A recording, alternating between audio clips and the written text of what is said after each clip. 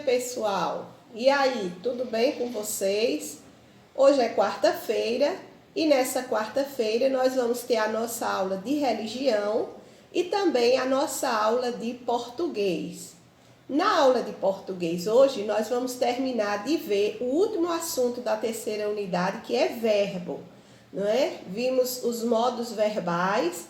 Na semana passada nós estudamos as conjugações no infinitivo e hoje nós vamos estar vendo no subjuntivo, tá certo? Então nós vamos iniciar a nossa aula com a nossa aula de religião. Gente, eu acredito que todo mundo sabe o que é isso aqui, não sabe que livro é esse? Claro que sabe, até porque, quem não sabia já está vendo aqui, né, lendo. Bíblia. Então, hoje nós vamos falar um pouco sobre a Bíblia, né? O que é a Bíblia? Que livro é esse? Por que é importante ouvirmos aquilo que a Bíblia traz? Por que a Bíblia é um livro tão lido no mundo? E eu vou começar dando uma informação bem importante para você. Olha, a Bíblia é o livro mais lido em todo o mundo. Nenhum livro é tão lido quanto a Bíblia. As pessoas leem a Bíblia uma vez por ano, 2 vezes por ano. Tem pessoas que chegam a ler 3 ou mais vezes por ano. Então, a Bíblia é um livro muitíssimo importante.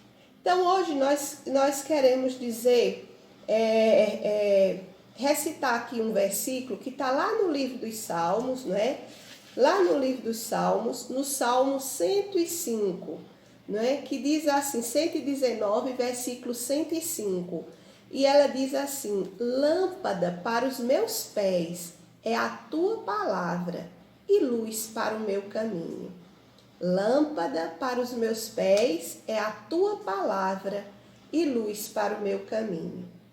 Primeiro, eu quero dizer a você o seguinte: a grande importância que a Bíblia tem é porque a Bíblia é a palavra de Deus. A Bíblia, ela é um livro em que nós lemos para conhecermos mais a Deus. Através da leitura da Bíblia, nós conhecemos a história da criação de Deus, como Deus criou todas as coisas. Conhecemos a história dos homens de fé, homens que andaram com Deus, homens que tiveram uma vida consagrada a Deus. Através da Bíblia, nós conhecemos aquilo que Deus gosta que o homem faça e aquilo que Deus não aprova que o homem faça. Aqui nessa palavra, Deus nos deixou muitas orientações daquilo que nós venhamos a fazer e que vai ser muito ruim para a gente. Não somente porque Deus vai se desagradar, mas porque humanamente muitas coisas que as pessoas fazem, que Deus diz não faça, são coisas que trazem muito prejuízo para a vida das pessoas. Então a Bíblia é o chamado livro sagrado. Nela, nós conhecemos os mandamentos de Deus, conhecemos também as promessas que Deus tem para o seu povo, conhecemos os conselhos que Deus dá para o homem, conhecemos aqui, através desse livro, as direções que Deus dá para o homem para que ele possa viver bem nessa terra. Conhecemos as orientações que Deus dá nesse livro, principalmente para sabermos qual o caminho que pode nos conduzir um dia para a eternidade, para estarmos com Deus eternamente. Porque nós estamos nessa terra, mas nessa terra nós estamos por um curto período. Então, um dia nós vamos partir, um dia todos os homens vão morrer. Você já pensou que daqui a 100, 120, 130 anos não vai ter mais ninguém dessa geração vivo? E onde elas vão estar? Então, a Bíblia ensina, não é? Através dessa palavra, Deus dá as orientações para que o homem daqui a 100, 120 anos, quando não vai ter mais ninguém dessa geração, ele possa estar nos céus de Deus. Para que um dia o homem, quando ele partir para a eternidade, ele possa morar nos céus de Deus. Nessa palavra, nós temos todos esses ensinamentos. E nessa palavra, nós conhecemos a história do nosso Jesus. Conhecemos a história de Jesus Cristo, aquele que nasceu com o propósito de salvar aqueles que creem nele, com o propósito de salvar o homem do seu caminho errado, dos seus pecados. Conhecemos aqui que através de Jesus Cristo, o homem, ele pode ser amigo de Deus. Conhecemos aqui, através dessa palavra, que através de Jesus Cristo, o homem pode se chegar a Deus.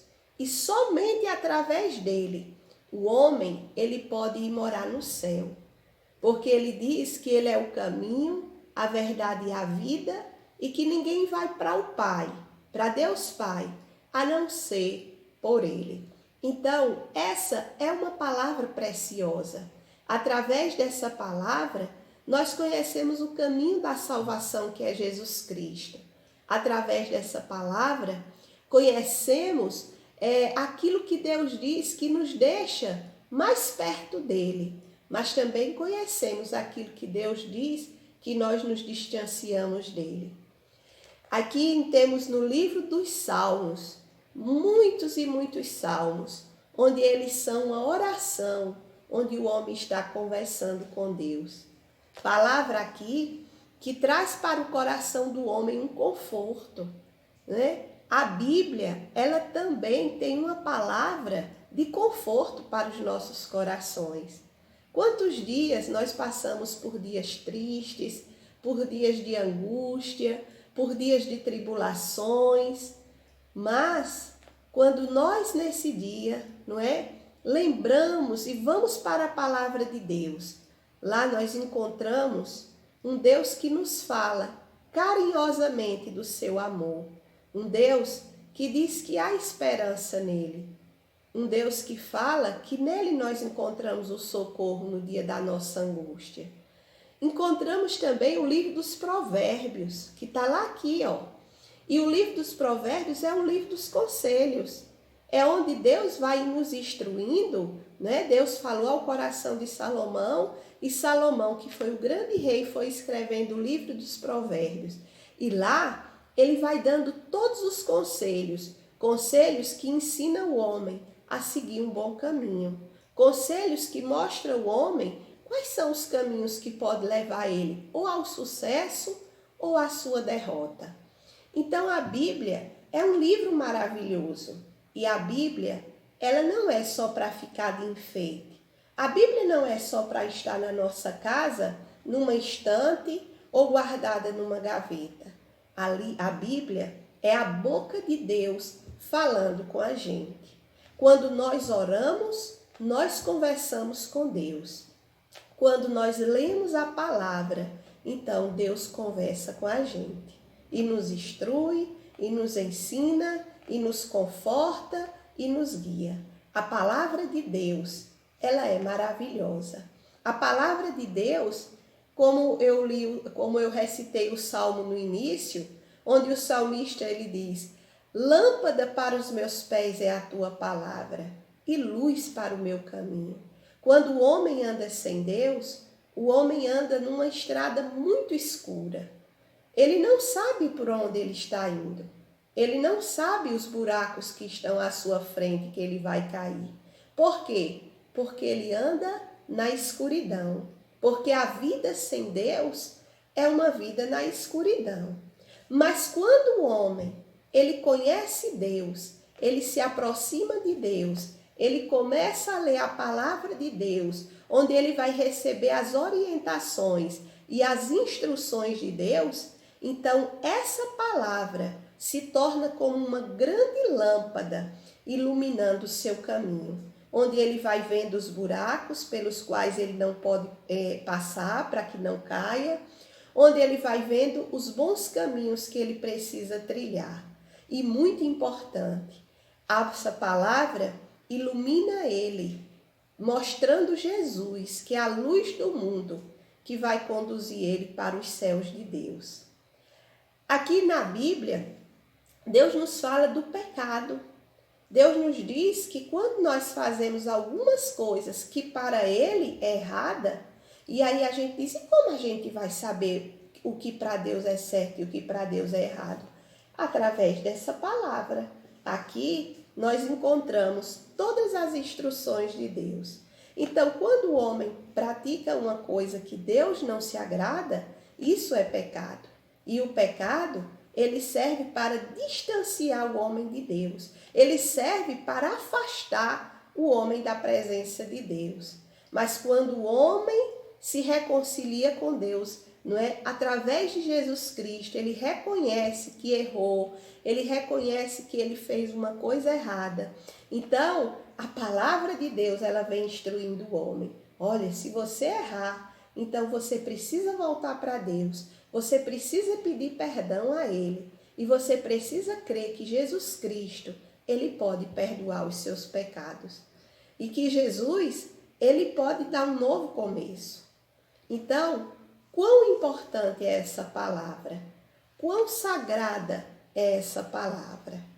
Precisamos aprender a ler mais a palavra de Deus, para conhecermos mais a Deus. Às vezes as pessoas dizem assim, eu amo a Deus.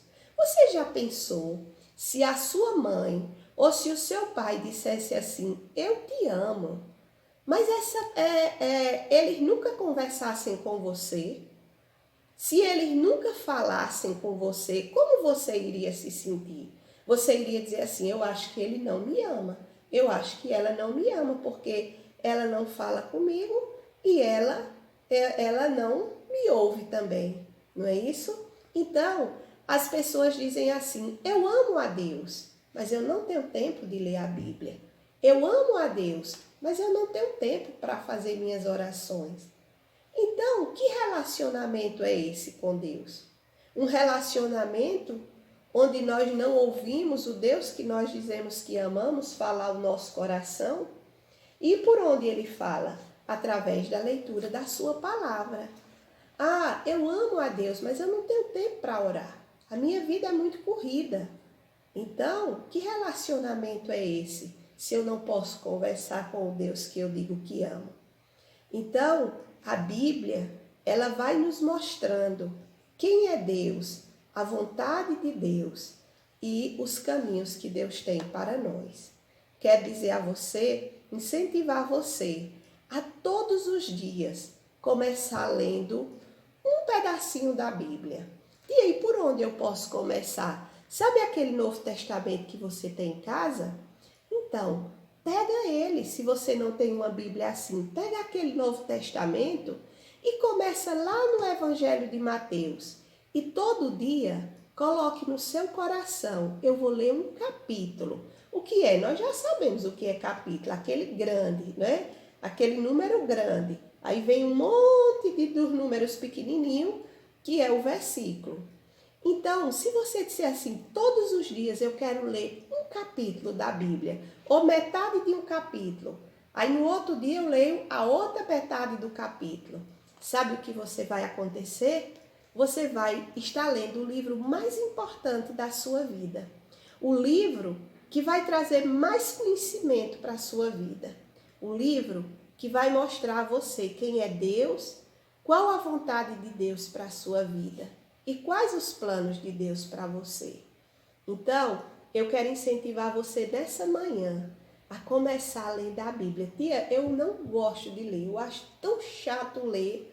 Então, mas ler é necessário, não é? Não somente a Bíblia, mas outros livros. Mas a Bíblia, ele precisa ser o livro mais importante da sua vida.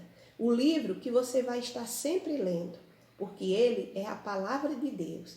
Então, ao invés de ler um capítulo, que tal você todo dia ler 3 versículos, ou 4 versículos, ou 5 versículos, que são aqueles numerozinhos pequenininhos? De onde, tia? Lá começa do livro de Mateus. Se você começar a ler a Bíblia, um dia você abre no canto, um dia você abre em outro, um dia você abre em outro, você vai não entender nada da Bíblia. Você vai dizer, eu li, mas não entendi. Por quê? Porque a Bíblia, como todo livro, ele precisa ser lido de uma forma sequenciada. Já pensou se você pega um outro livro aí um dia você lê aqui nessa página, no outro você lê aqui, no outro você vai ler aqui. Você vai dizer o quê? Nossa, que história mais sem pé nem cabeça? Mas não é a história que não tem pé nem cabeça. É porque você não seguiu a sequência do livro. A mesma coisa é a Bíblia. Às vezes as pessoas dizem assim, eu tenho dificuldade de ler a Bíblia, porque elas querem ler só um pedacinho, depois pula para outro. Então, eu quero lhe incentivar a todos os dias ler um pouquinho da Bíblia, que é o livro sagrado, a palavra de Deus. E você vai ver como isso vai abençoar a sua vida, tá bom? Então, na nossa aula de religião hoje, nós falamos sobre a importância de ler a palavra de Deus.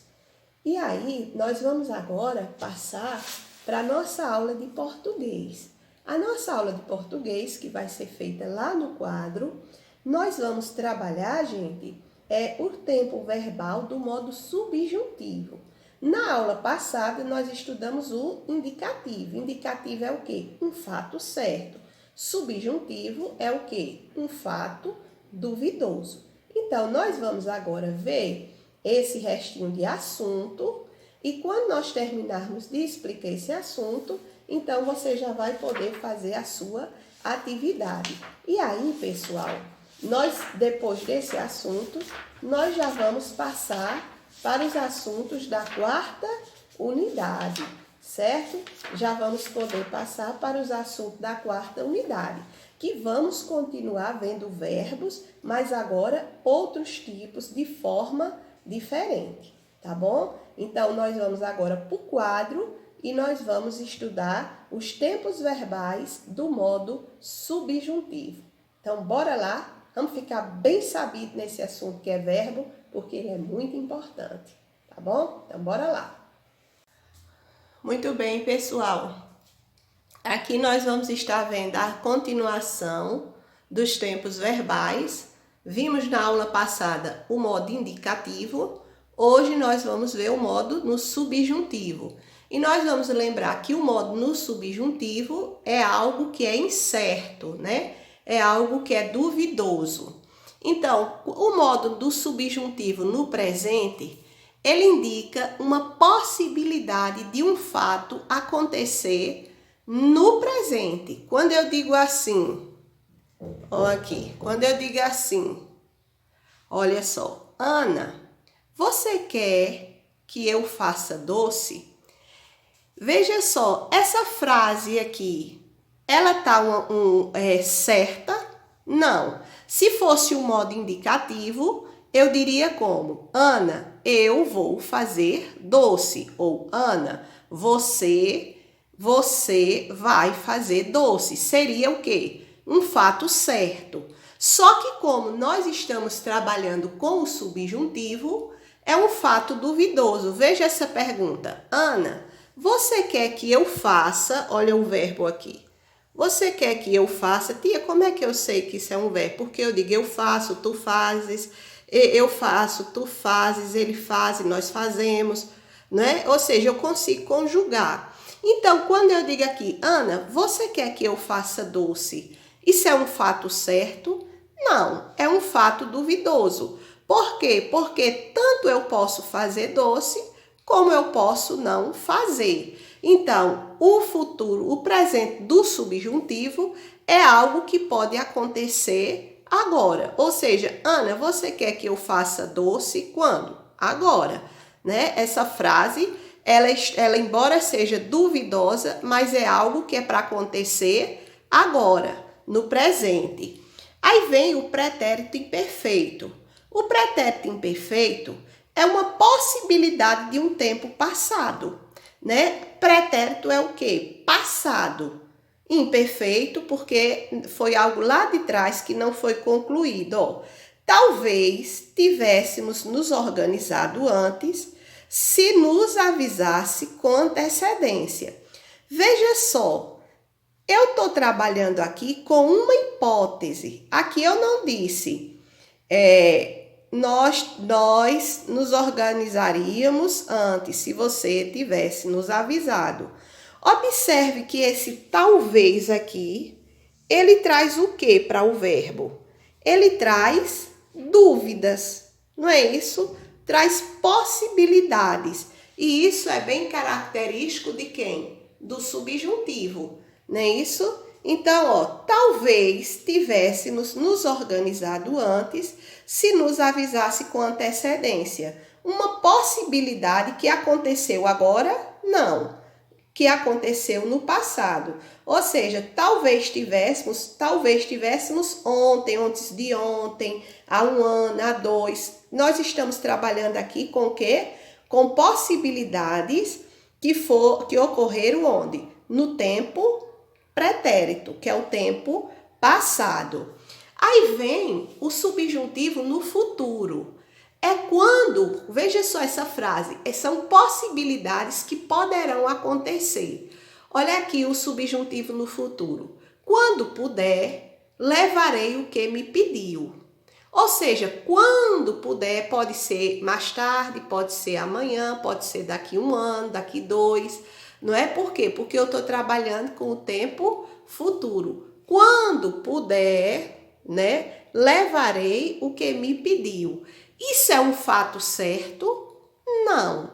Um fato certo seria: eu vou levar o que você me pediu. Aí não seria subjuntivo, seria indicativo. Mas como nós estamos trabalhando com o indicativo é uma possibilidade. Então, quando puder, que pode poder e pode não poder, não é? Então, é algo para o futuro, mas algo que está incerto, não é isso?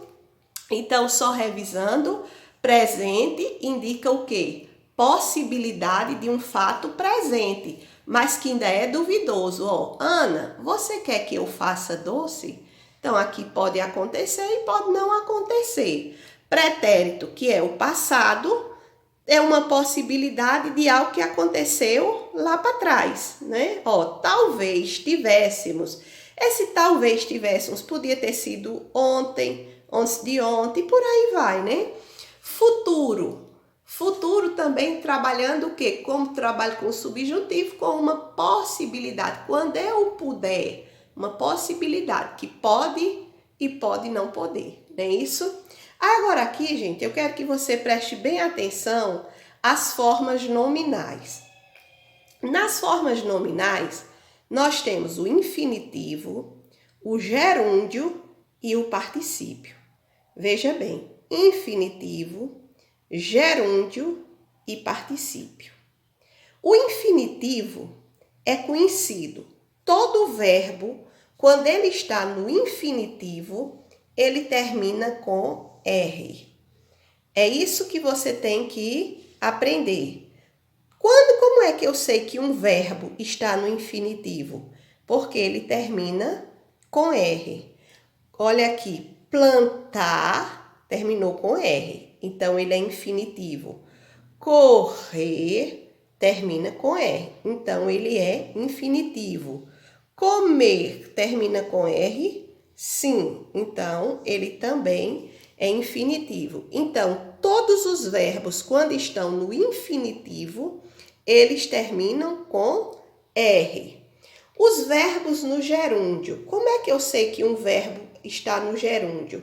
Porque todo verbo que está no gerúndio, ele tem essa terminação aqui, de ando. Ando, plantando. Pode ser ando, endo, indo ou, pode ser, deixa eu botar aqui, ando, endo, indo. Aqui, quando eu encontro essas terminações em uma palavra, que ela seja verbo, eu já sei que está no gerúndio, ando, endo, indo. Plantando, olha o ando. Comendo, olha o endo. Partindo, o indo, certo? Então, o que é que eu não posso esquecer? Verbos no infinitivo termina com R. Verbos no gerúndio termina com ando. E verbo no particípio termina com ado. Plantado. Certo? Então, eu preciso lembrar dessas terminações. Verbo no infinitivo termina com R. Verbo no gerúndio com ando, endo e indo. E verbo no particípio com ado, ó, plantado, certo? Essas terminações aqui é muito importante que você saiba.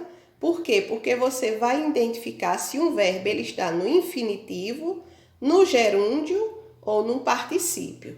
Tá bom, pessoal? Então, todo mundo vai fazer a atividade da página 112 do livro, ok? Livro, página 112. Então, hoje nós vimos o quê? Os tempos verbais no modo subjuntivo e as formas nominais. Infinitivo, todo verbo que termina em R. Gerúndio, um verbo quando ele termina em ando, endo e indo. E o particípio em ado, tá bom? Então, fica aqui. Qualquer dúvida, volta na aula. Tá bom, pessoal? Então, até sexta-feira, se Deus assim nos permitir.